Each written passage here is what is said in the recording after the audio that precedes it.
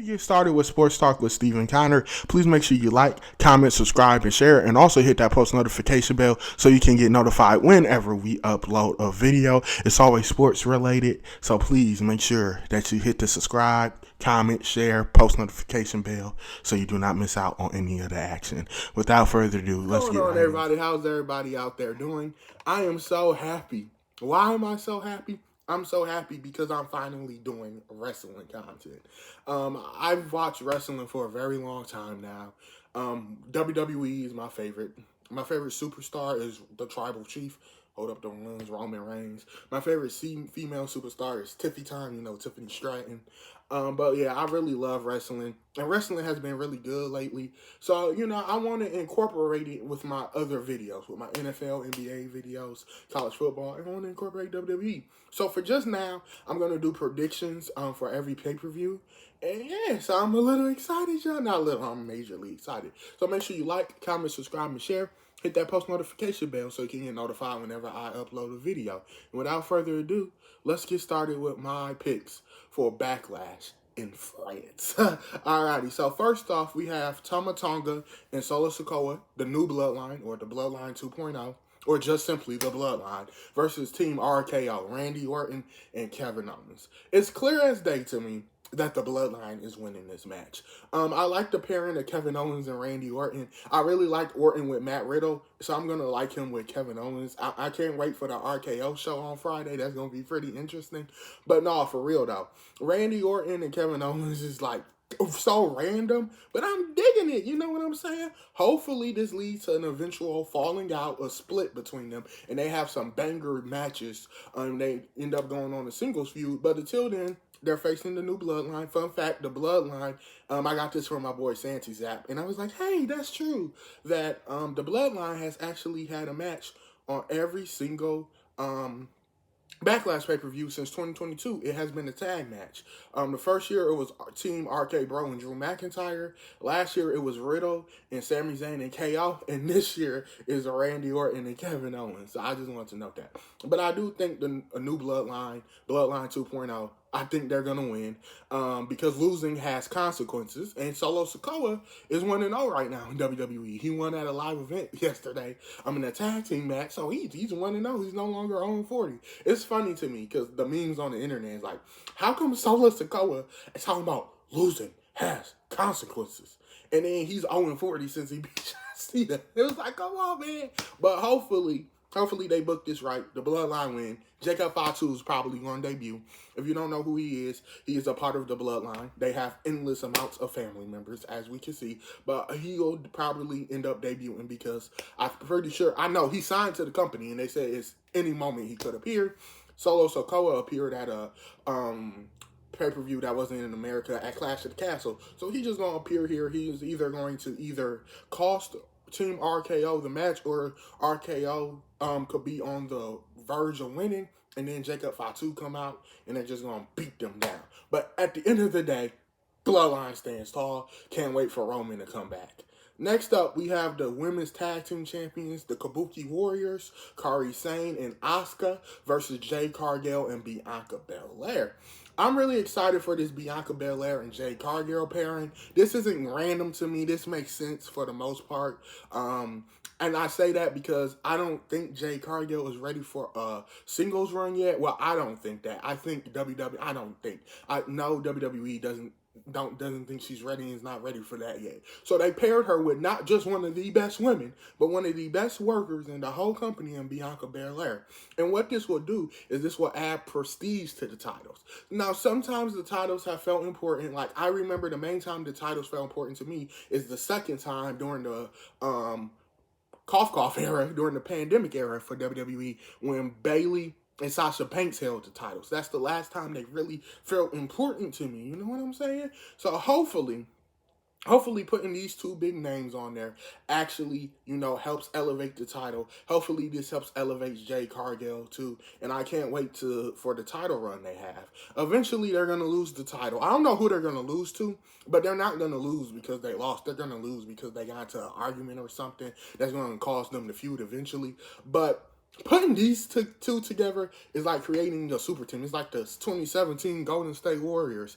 It's just absolutely crazy. It's like the LA Rams in 2021. It's just absolutely insane and absolutely crazy. And shout out Oscar and Kari Sane. Oscar's a really good wrestler. So was Kari Sane. Kari Sane is very underrated to me.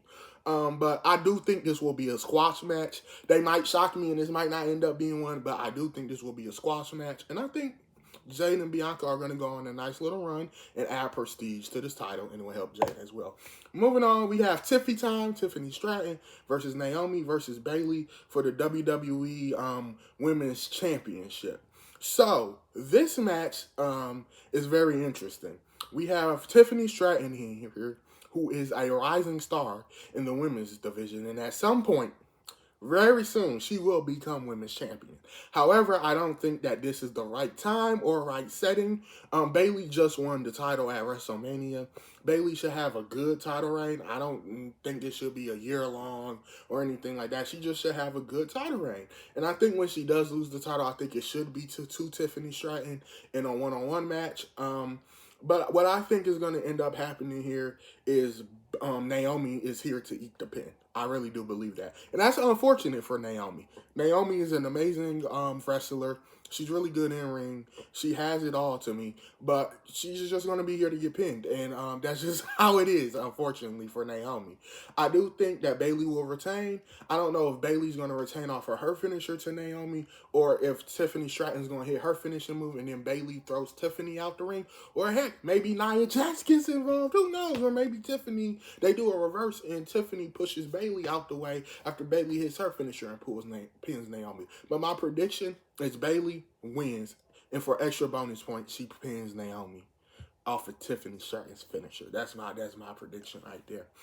Moving on, we got Yeet down since just me Uso down since just me Uso Jey Uso versus the new WWE World Heavyweight Champion Damian Priest. Damian Priest became champion after cashing in on Drew McIntyre after Drew McIntyre was obsessed with CM Punk. I love how Drew McIntyre told Seth Rollins that him being obsessed, chasing the spotlight, being a clout chaser was going to cost him his title, and then look at what happened to Drew. Him being a CM Punk clout chaser, trying to one-up CM Punk, got him lost the title in 5 minutes.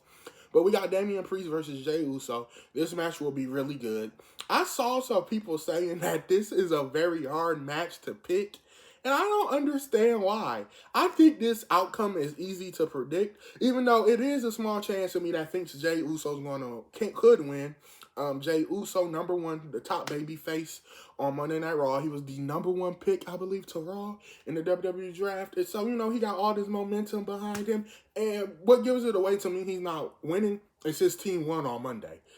He's not winning. But I think Damian Priest will win.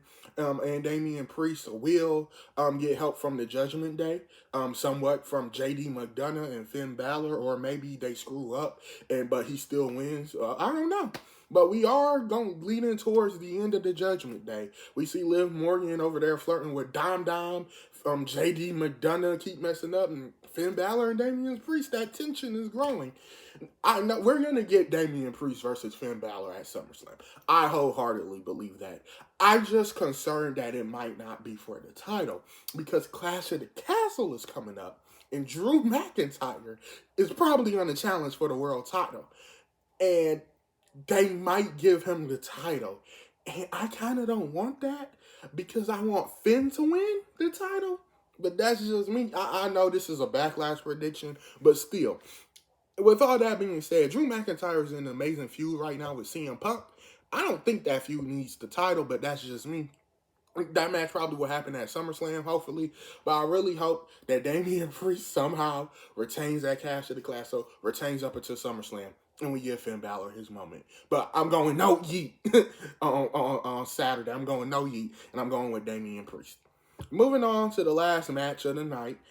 We have the new WWE Undisputed WWE Champion, Cody Rhodes versus AJ Styles. AJ Styles came off of a redemption win against LA Knight, to get this opportunity. And Cody Rhodes won off of the greatest main event in WrestleMania history that I ever seen. Quite simple. Cody Rhodes is winning. There's no chance Cody Rhodes loses. No chance in the world that Cody Rhodes actually loses. We're building towards Cody Rhodes versus The Rock, I really do believe. Or they could even do Cody versus Solo Sikoa. Cody is fighting the bloodline at some point again. And it's going to be The Rock. I know he's going to fight The Rock. They keep teasing it. They made it obvious. They're going to fight for the title at some point. And that might end up in... So I'm actually going to SummerSlam. So I'm excited for that. But it might actually be in SummerSlam. And if it is, that's awesome. But Cody Rhodes is going to win. I think there's no chance AJ Styles actually does win.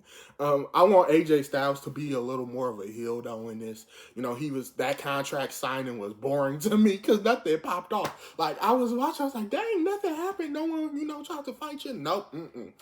It's been years. It's been decades probably since they had a normal contract signing in the WWE. But I want AJ Styles to, possibly, do some sneaky stuff this Friday and, play into the heel role fully instead of, I respect you. That's cool and all. But I want to see AJ as a heel. But like I said, I'm picking Cody to win.